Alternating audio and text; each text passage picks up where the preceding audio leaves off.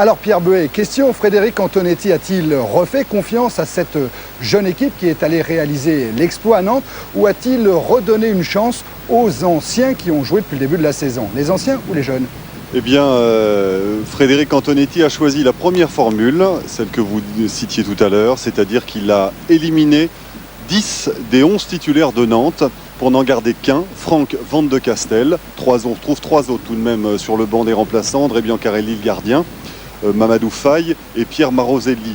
Donc un seul des titulaires de Nantes sur le terrain ce soir. Explication de Frédéric Antonetti. L'équipe qui a gagné à Nantes a fait 120 minutes, donc il fallait que je tienne compte de tout ça. J'ai tiré beaucoup d'enseignements de ce match-là. J'avais essayé de relancer beaucoup de joueurs, ils ont saisi leur chance.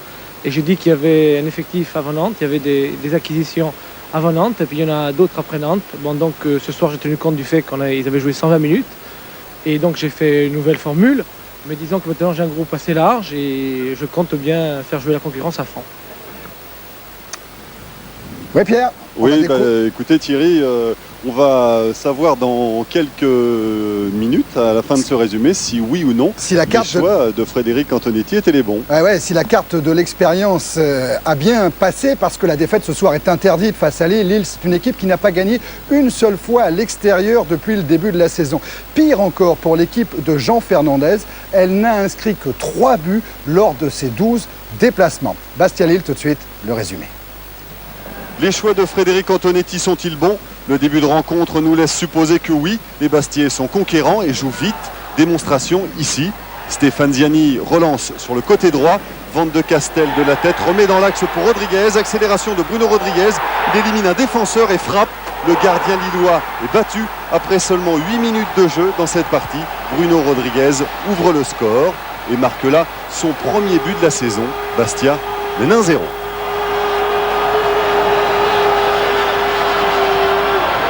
La frappe est puissante et Nadon est pris à contre-pied. Les Corses sont en confiance et jouent bien. Logiquement, il se crée quelques occasions comme celle-ci. Pierre Laurent pour Cyril Roll qui centre. Personne pour reprendre devant le but, mais au second poteau, il y a Van de Castel. La frappe est puissante, mais mal cadrée. Les Lillois s'en sortent bien, toujours 1-0. On vient de passer le premier quart d'heure de la rencontre. Ensuite, les choses se calment un peu, il faut patienter 20 bonnes minutes avant de revoir une action dangereuse. Elle est encore bastiaise, Stéphane Ziani récupère le ballon, lance Van de Castel dans l'axe. L'ancien Lavallois devance la sortie de Nadon qui s'incline une nouvelle fois. Le public de Furiani est aux anges, son équipe mène 2-0. 2-0 grâce à Franck Van de Castel, mais aussi et surtout au coup d'œil de Stéphane Ziani, décisif sur ce deuxième but. 2-0, c'est le score à la mi-temps.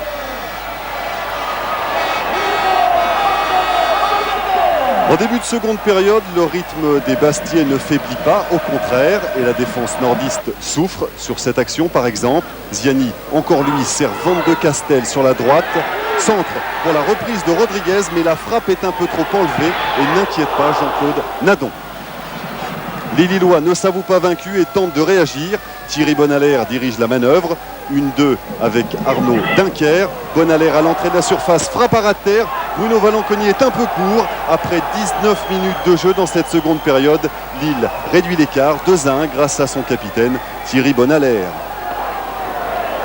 C'est le 4e but marqué à l'extérieur cette saison par les nordistes. C'est peu évidemment. Mais attention tout de même, côté Bastiais, Lille pourrait peut-être égaliser. Alors les hommes de Frédéric Antonetti vont à nouveau à l'assaut, début de Nadon et se créent de belles occasions. Regardez celle-ci. Ousmane Souma, rentré quelques minutes avant, lance Rodriguez dans l'axe, contrôle et frappe dans la course.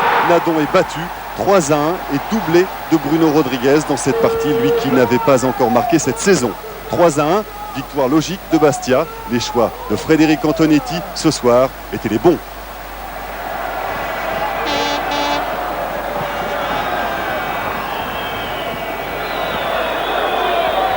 Et le mois derrière.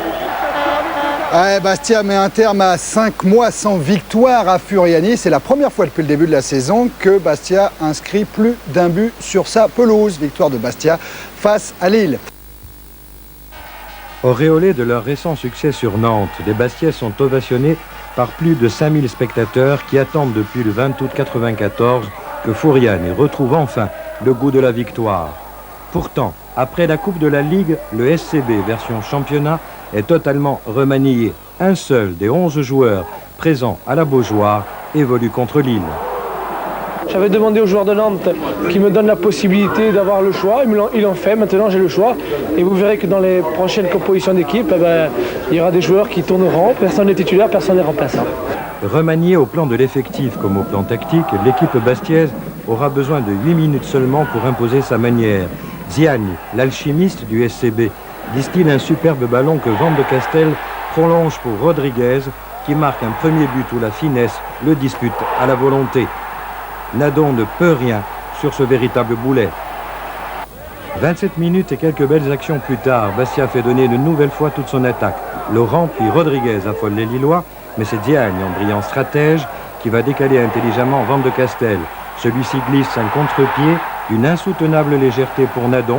On revoit la passe lumineuse de Diagne et le but de Van de Castel. Bastia mène 2-0. Je pense que sur la première mi-temps, c'est largement mérité. On aurait pu en mettre un ou deux de plus, donc ça prouve toutes les occasions qu'on a eues. Et je ne me rappelle pas que Bruno Valenquin a arrêté un tir, donc je pense que c'est justifié. Pour la deuxième mi-temps, qu'est-ce que vous préconisez ? Même football, même qualité de jeu. Et le public se met à ressembler à Valanconi. Les applaudissements saluent le début de deuxième mi-temps. Bastia manque de tripler la mise. Diagne encore et toujours lui. Alerte Van de Castel qui sollicite Rodriguez, dont la reprise est malheureuse. Nadon se dit « et Lille dans tout ça ?» Eh bien, les nordistes sortent enfin de leur étrange torpeur. Et le capitaine Bonalaire passe en revue une défense bastiaise étonnamment passive et réduit la marque. Lille respire et Bastia n'a pas trop à s'inquiéter. Parole d'expert. Je suis toujours très sensible à un jeune entraîneur parce que c'est toujours quelqu'un qui a l'enthousiasme et qui a des idées nouvelles. Et je crois qu'il a donné à Bastia un plus de par sa personnalité et puis de par son jeu. Je crois que Bastia ne doit craindre personne, mais je pense que son problème est surtout à domicile, c'est pas à l'extérieur. Donc elle joue comme ça, très simple, très sobre, et avec ses trois attaquants, je crois qu'elle peut poser des problèmes. À preuve, à la dernière minute, Ziani, meilleur navigateur que des candidats à la présidentielle, s'appuie sur Souma qui adresse une passe décisive à Rodriguez, lequel réussit le troisième but bastiais malgré un angle très fermé. Bastia se réconcilie avec son public de Fouriane et peut envisager l'avenir. Je pense qu'aujourd'hui, Bastia, en continuant de la sorte, ne devrait pas avoir de problème pour obtenir 42 points. Maintenant, il va falloir confirmer. Et il y a des matchs à domicile, il y a la Coupe de France, il y a la Coupe de la Ligue. Il y a de quoi donner satisfaction au public, de quoi donner satisfaction aux supporters. Et j'espère qu'on le fera bien.